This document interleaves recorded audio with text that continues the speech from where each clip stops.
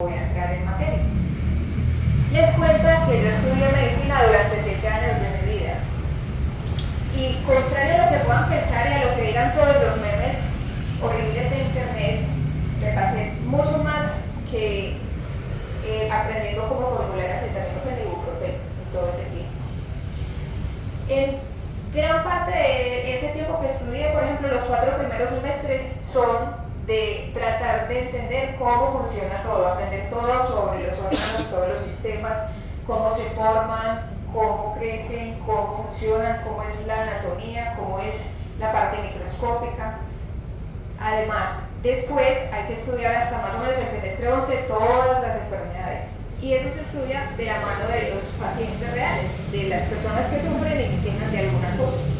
En ese tiempo además uno entiende cómo se previenen ese tipo de enfermedades, pero también hay una parte donde uno conoce todo lo que está disponible en la tecnología para hacer diagnósticos más precisos y todo lo que tenemos de tratamiento para mandar tratamientos adecuados para los pacientes, no solamente acetaminofén y ibuprofeno.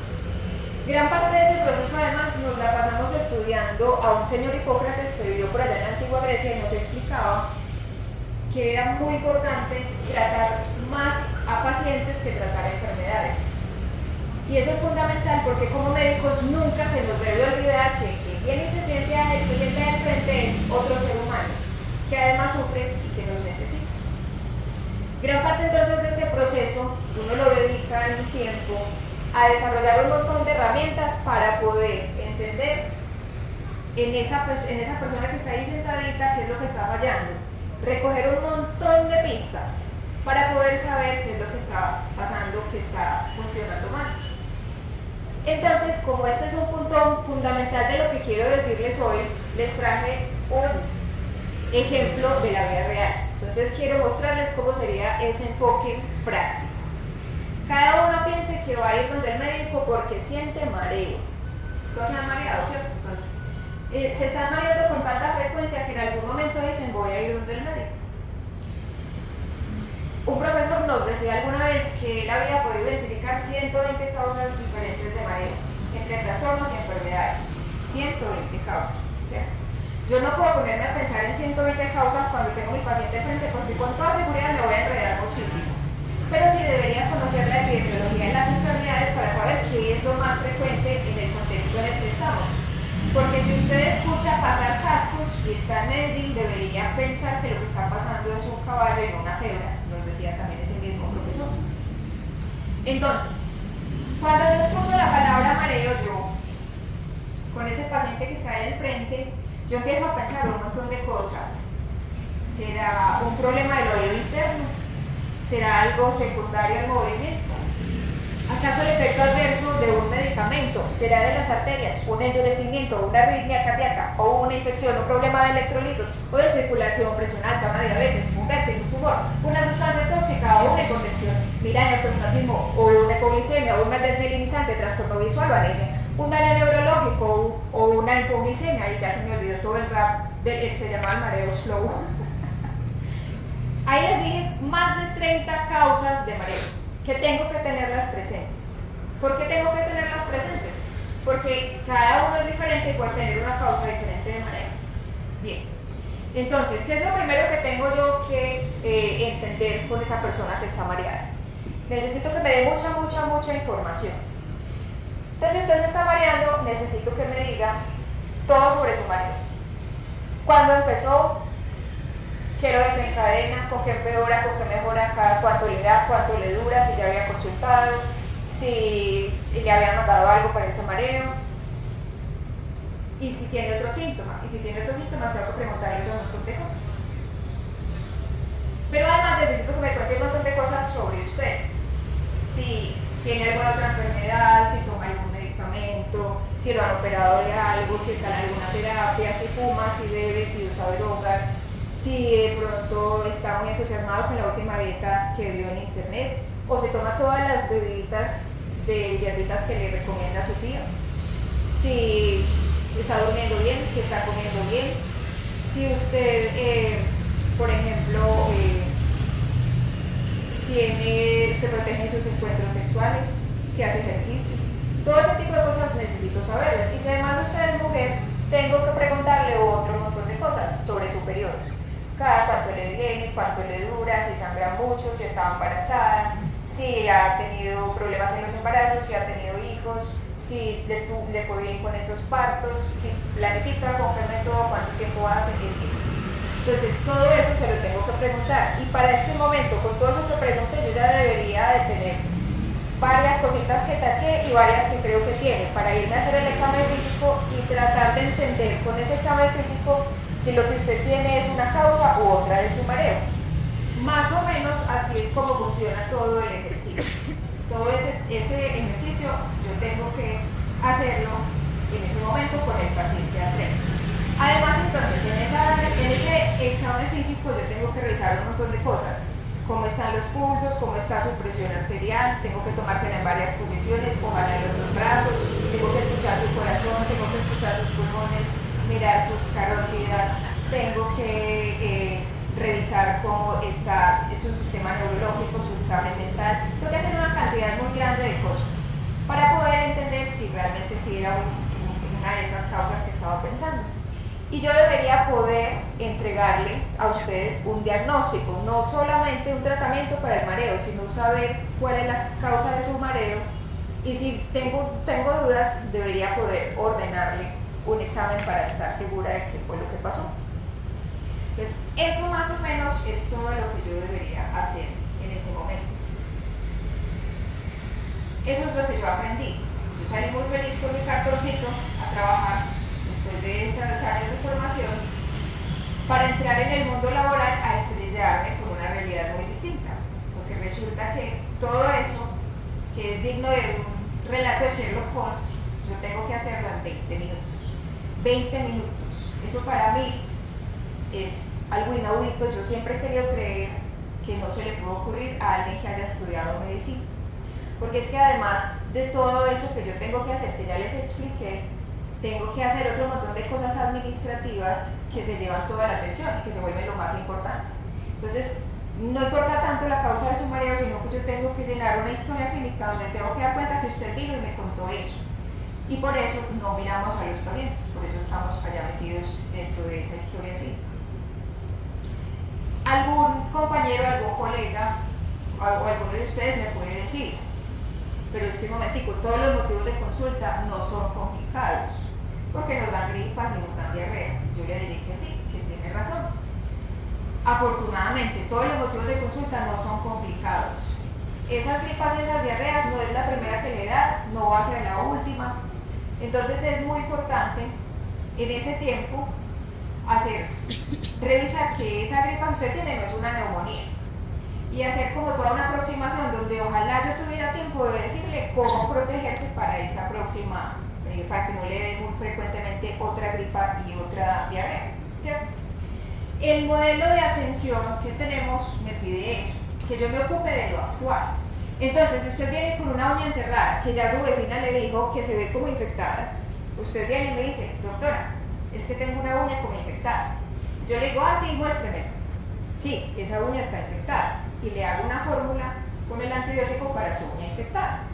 Entonces el modelo de atención está bien con eso. Eso es lo que hay que hacer, no hay que hacer nada más. El problema es que en mi modelo de formación, usted no es una uña infectada, usted es una persona que tiene otro montón de cosas.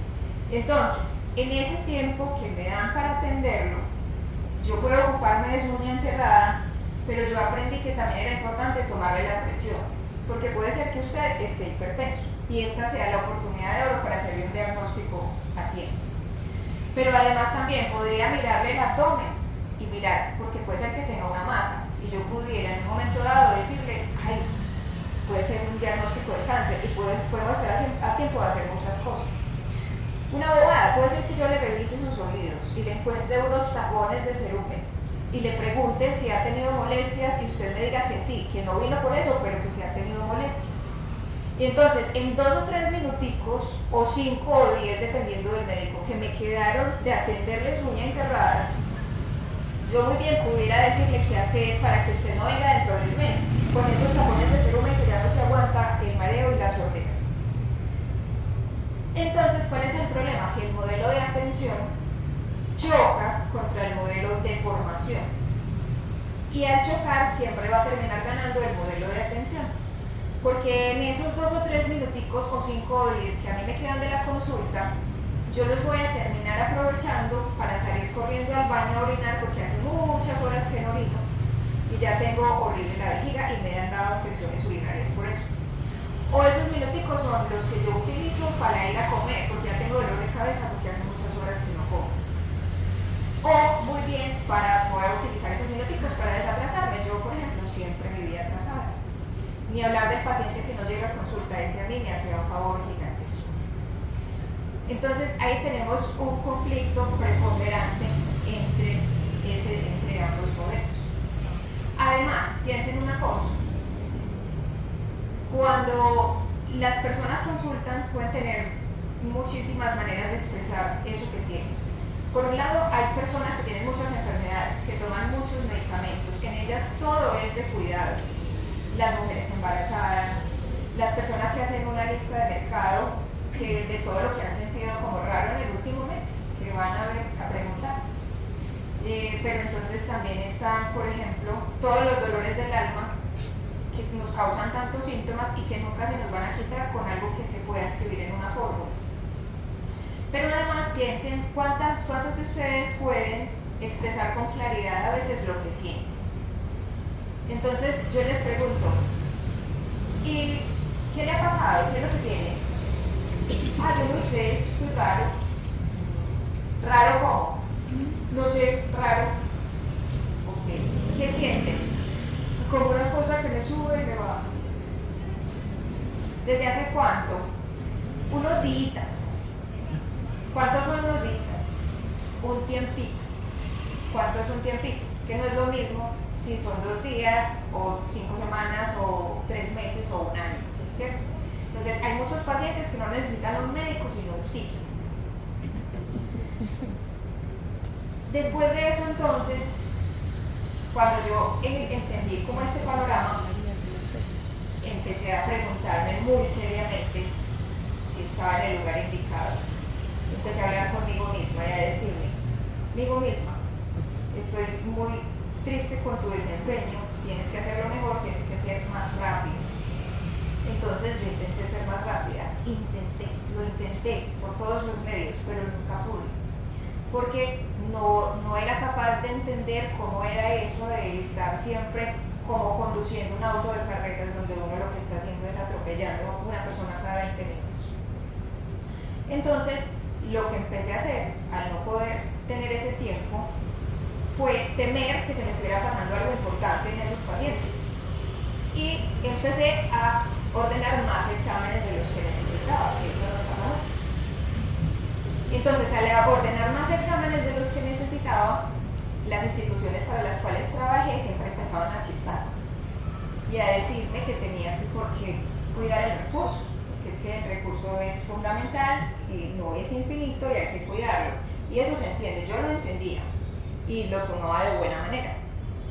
El problema es que con el tiempo, le estoy hablando de más o menos hace 15 años que eso pasaba, con el tiempo ya no eran invitaciones respetuosas ni cordiales, ya eran un montón de estratagemas muy disfrazadas, muy hipócritas y muy críticas desde el punto de vista ético. Entonces, como ya el llamado de atención no valía, entonces ya era como, bueno, el correo electrónico, queridos doctores, este mes no, en tales y tales fechas no pueden ordenar exámenes. Esos exámenes son días clínicos, donde ustedes solamente van a poder ordenar medicamentos, ciertos tipos de medicamentos. O una que me pareció muy ingeniosa. Si usted va a mandar exámenes, los pacientes ya no van a volver donde usted a que se los revise. Usted tiene que buscar la manera de llamar a esos pacientes para avisarles cómo les salió el examen. Si usted va a mandar 200 exámenes al mes, pues usted verá cuándo saca el tiempo para hacerlo, ¿cierto? Y así muchas cosas, pero siempre acompañando eso de un informe de auditoría donde nos decían a los médicos, esto es lo que usted ha gastado este mes, está muy caro, tienen que poner las pilas, sea más pertinente. Y en las evaluaciones de desempeño siempre había que comprometerse a ser más pertinente, o sea, a mandar menos cosas y a ser más rápido. Después de eso, entonces, uno queda muy triste y muy desmotivado y sin saber entonces como qué es lo que va a hacer a continuación, porque ese modelo que impera empieza a chocar con todo lo que uno ha querido hacer como médico. Entonces llega un momento donde a uno le empieza a dejar de importar todo eso que está haciendo por esa persona, entre que no tiene tiempo de hacer un buen examen físico, una buena revisión, pero además no lo dejan ordenar exámenes, pero además todo el tiempo le están como amenazando y presionando con que le van a terminar contrato, entonces uno no termina por mandar todo lo que el paciente necesita, porque entonces el modelo se vuelve muy sencillo y para eso no habría que estudiar 7 años de la vida. Como hay una evidencia científica tan grande, cada vez es más complejo que estemos actualizados y que sepamos qué es lo mejor para cada paciente.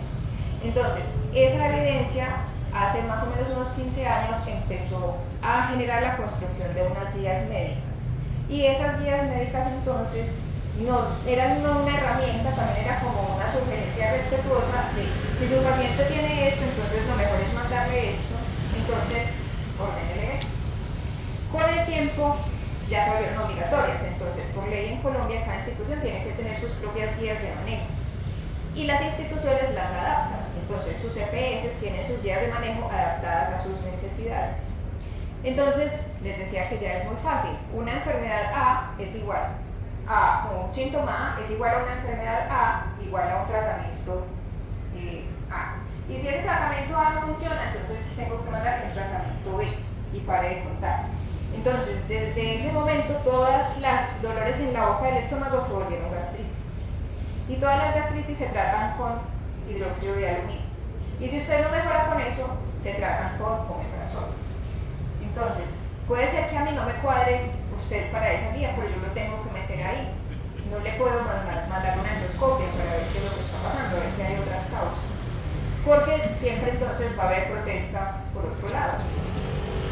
Entonces yo ya no me molesto ni siquiera entre que no tengo tiempo, no puedo ordenar exámenes, pero además me están amarrando las manos, yo ya ni siquiera me voy a molestar en sugerirle que se le haga particular, ¿cierto? Entonces esa termina siendo la realidad. ¿Cuál es el problema entonces? Que nosotros todos ya adaptamos ese modelo y eso es lo que creemos que es una atención médica. Y estamos inconformes, pero ustedes no saben que del otro lado de ese escritorio también hay personas que están muy inconformes. Porque entonces van al médico y creen que no les manda nada porque no quieren. Y creen que no los atiende a tiempo porque no le da la gana. Y se comieron como ese cuento de que aliviarse o mejorarse de una enfermedad es algo sencillo que implica solamente tomarse un medicamento, como quien lleva el carro al taller y simplemente si el carro falla se cambia un repuesto y ya.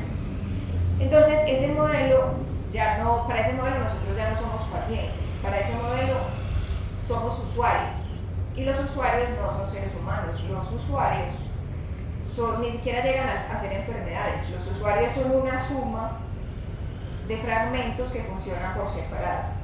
Y por eso estamos tan seguros de que eso que pasa en la piel no pasa sino en la piel. Y lo que pasa en el intestino, solo pasa en el intestino, no tiene que ver con nada más. Esa uña enterrada solo es un problema de la uña enterrada, casi que ni tiene que ver conmigo, solo es una uña enterrada, ¿cierto? Y por eso entonces, abrazando pues como ese modelo, hemos llegado a más de 1 millón de quejas, por ejemplo, frente a ese sistema. Ese es como el panorama y ese es mi dolor, esa es mi queja, eso es como lo que a mí me ha molestado de mi traslado por todo el tiempo que llevo laborando. Me duele mucho sentir que todo lo que yo estudié nunca lo pude ejercer. Pero además me duele mucho sentir que trabajé en unas instituciones completamente carentes de nociones éticas, donde lo más importante nunca fue el cuidado de la salud de las personas. Esa siempre fue la última de las prioridades.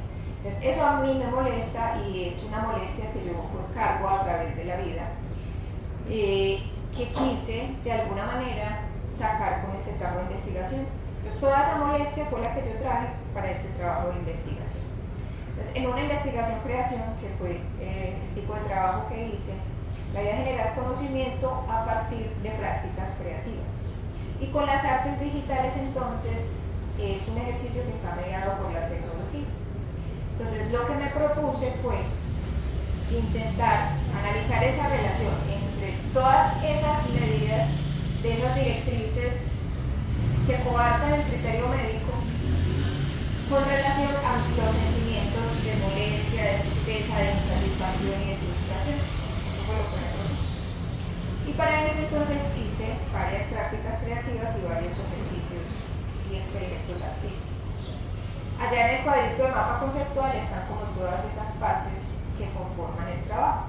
Entonces, lo primero que hice fue reunir las evidencias de todo lo que yo he reunido a lo largo de la vida, porque en medio de mi indignación frente a ese computador tomé muchas capturas de pantalla, de software de historias clínicas, pero también de chats de WhatsApp y de correos electrónicos. Y en el curso de este trabajo revisé, porque en internet también hay otras evidencias de ese estilo. Entonces reuní todo lo que tenía y empecé a construir una base de datos en Excel donde yo toda esa información la pudiera categorizar, clasificar y analizar. Había otro paso que era confrontar mi propia experiencia frente a la de otros colegas. Por eso hice 8 entrevistas, partes de las cuales pudieron observar allá en la pantalla. Entonces, en esas entrevistas lo que yo quería era preguntarles cómo fue esa experiencia para ellos, si les dolió lo mismo que me dolió a mí, si tuvieron la misma indignación o tuvieron otra reacción y qué medidas aplicaron con ellos las instituciones para las cuales laboraron.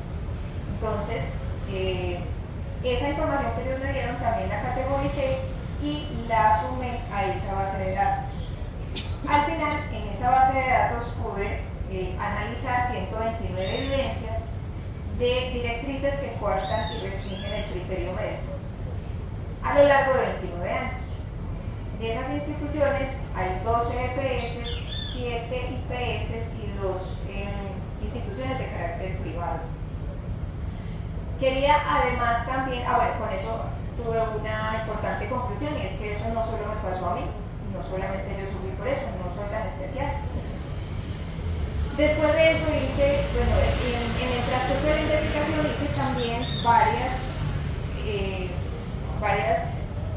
creaciones, algunas de las cuales pudieron ver allá en la sala. Entonces, la primera fue figurarme al médico como Sísifo, la figura mitológica que está obligada a arrastrar una piedra costa arriba para dejarla caer por toda la eternidad. Ese es el símbolo del absurdo. Yo siento que el médico colombiano es el absurdo mismo, porque es sentarse a ver a un paciente, a ver una sucesión de pacientes sin haberlos tocado, sin haber muchas veces hecho algo real por ellos. Entonces, este proyecto era un objeto escultórico interactivo, era un maniquí al que le puse una bata de médico y sobre los lugares donde estarían los órganos vitales les puse unos sensores.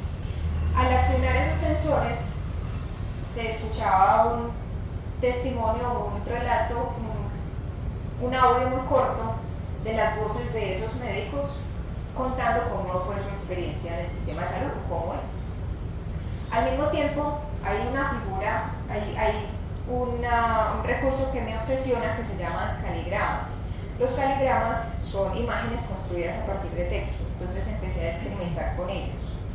Al accionar esos mismos sensores se escuchaba el audio y también se podía ver un caligrama con esos órganos vitales construidos a partir de las palabras de cada uno de los médicos. Hice después otra creación que se llama Estamos para cuidarte, entre comillas, con la que quería que las personas experimentaran simbólicamente el sistema de salud.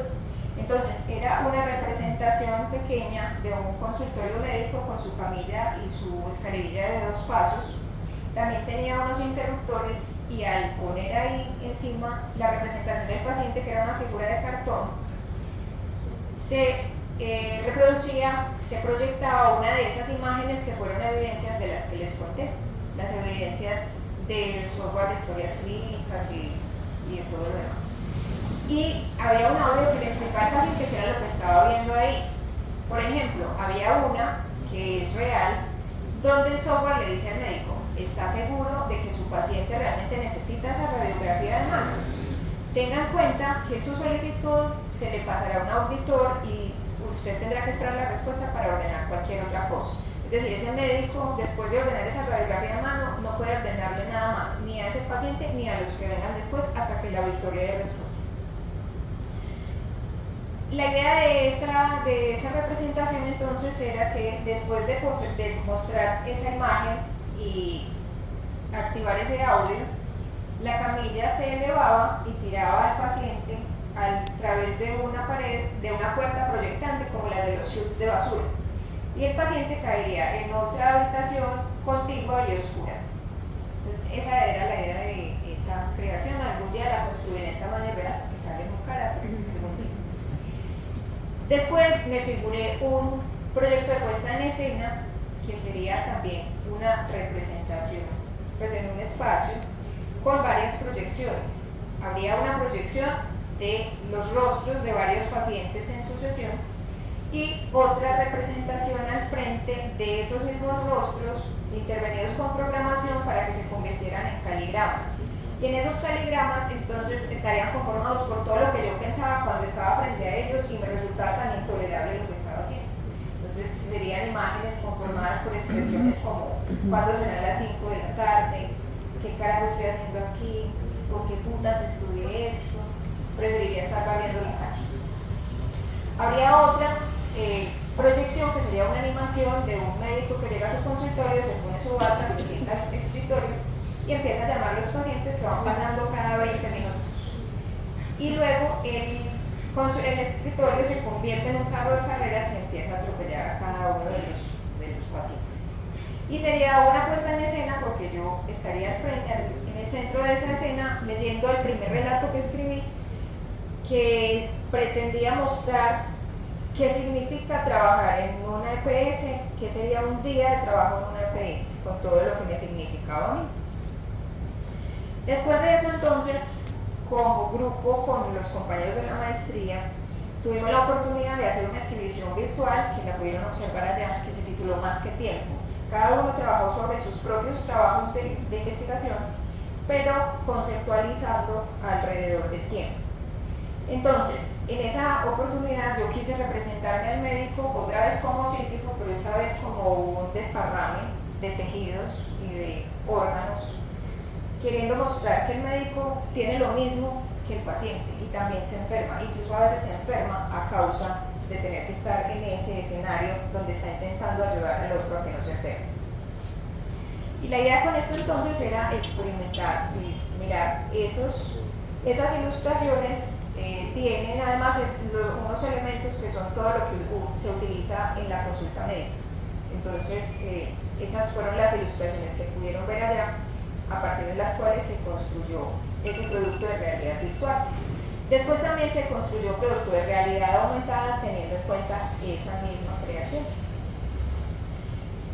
Después de eso entonces lo que quería construir era un producto interactivo digital, una especie de juego, de algo lúdico, que fuera una página web, donde el visitante pudiera experimentar toda la presión de hacer consulta. Entonces, se le explicarían como las normas o las reglas del juego.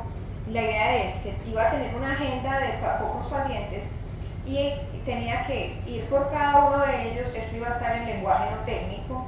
Al final tenía que escoger una conducta, fuera un medicamento, un examen, una revisión especialista o simplemente darle recomendaciones, pero tenía que respetar un tiempo y un presupuesto que iban a salir en rojo, acompañado además con un reloj, un tic-tac de reloj que iba a estar ahí todo el tiempo y con una caja de imprevistos. Entonces el reto era resolver esas consultas respetando presupuesto, respetando tiempo y resolviendo un montón de imprevistos. Y esos imprevistos son todos los que nos acompañan siempre. La señora de la consulta anterior se devolvió a tocarle la puerta porque la fórmula no pasó. El coordinador le está exigiendo que lea un correo ya. La regente de farmacia le está mandando un mensaje donde le dice que ese medicamento no hay, que malas, que mande otro, y así sucesivamente. Como ese producto interactivo digital que quedó desarrollado y diseñado pues como hasta el mínimo detalle, quedó tan nutrido de elementos, me hubiera tomado mucho tiempo implementar la programación para poder ponerlo en línea. Entonces, ese proyecto quedó como un proyecto de producto interactivo digital. Posterior a eso, bueno, en ese momento del proceso tuve la oportunidad de hacer algunos artículos y una ponencia que me ayudaron mucho a poner como en palabras todo este hilo de motivaciones. Fueron muy importantes en ese sentido. Finalmente, entonces, lo que había intentado hacer con ese producto interactivo, quise traerlo, pero a otro producto que es una página web con relatos. Bueno, porque en el producto interactivo había una forma de huir de la presión del tiempo a través de un clic que nos iba a llevar a los exámenes paraclínicos. Entonces, en esa parte íbamos a poder leer un poco más sobre cada uno de los pacientes. Como me carreté tanto escribiendo esos relatos, entonces decidí reunirlos en una página web donde el lector tenga la oportunidad de conocer a 12 personajes. Cada uno de esos personajes tiene un rol en la prestación del sistema de salud, pero al mismo tiempo es un paciente, para poder contrastar todo lo que se puede conocer de una persona en ese relato frente a lo que puede reunir un médico en un acto de 20 minutos, en una interacción de 20 minutos. Al mismo tiempo, entonces, con esos relatos quise ilustrarlos con caligramas también, pero quise que se pudiera dar una lectura no lineal. Entonces, quien quiera leer los relatos, si no está conectado con el que está leyendo, puede navegar a través del hipertexto por los otros personajes. Es como mi idea de sacar todo este sentimiento y toda esta carga pues, emocional alrededor de mi ejercicio profesional, porque estos personajes son de ficción, pero lo que cuentan alrededor de su experiencia en los servicios de salud no es ficción. Tenemos allí el primer relato que escribí corresponde a una doctora que se llama la doctora Elizabeth, que muestra cómo es su experiencia en una EPS, pero también está algo con respecto a la práctica privada. Está la experiencia de un cirujano en un hospital privado, y también está la experiencia de varios empleados de una empresa de atención prehospitalaria, porque todos fueron entornos que yo conocí de primera mano. Después de terminar de realizar este trabajo de investigación-creación, siento que hay muchas cosas que las artes digitales pueden aportar. Este tipo de problemáticas no se suelen abordar a partir de, por ejemplo, las artes digitales, y creo que bien puede servir el área para reflexionar alrededor de esos temas.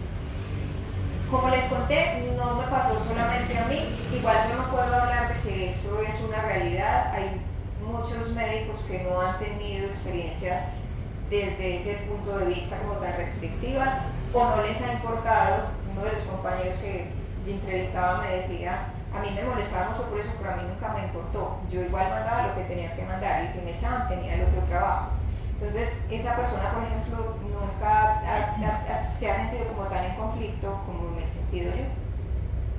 La idea entonces con este trabajo era sacar esto como tema de conversación, porque de esto no se habla, y después de 30 años no se va a hablar, ni siquiera cuando se esté pensando en reemplazar este sistema por otro. Y considero que de todas maneras, por lo menos a nivel personal, quedo muy motivada para seguir trabajando en el tema, porque lo que les estoy hablando, por ejemplo, encontré evidencias de restricción en 21 instituciones, pero en Antioquia, que se supone que es donde estamos mejor a nivel de país. No estoy hablando de Colombia. Alguna otra persona que entrevisté viene de la costa y me decía que la realidad de la costa es peor aún, porque no hay nada con que atender el paciente. Entonces, queda como un primer trabajo de investigación-creación, porque siento que hay muchas cosas que quiero seguir abordando.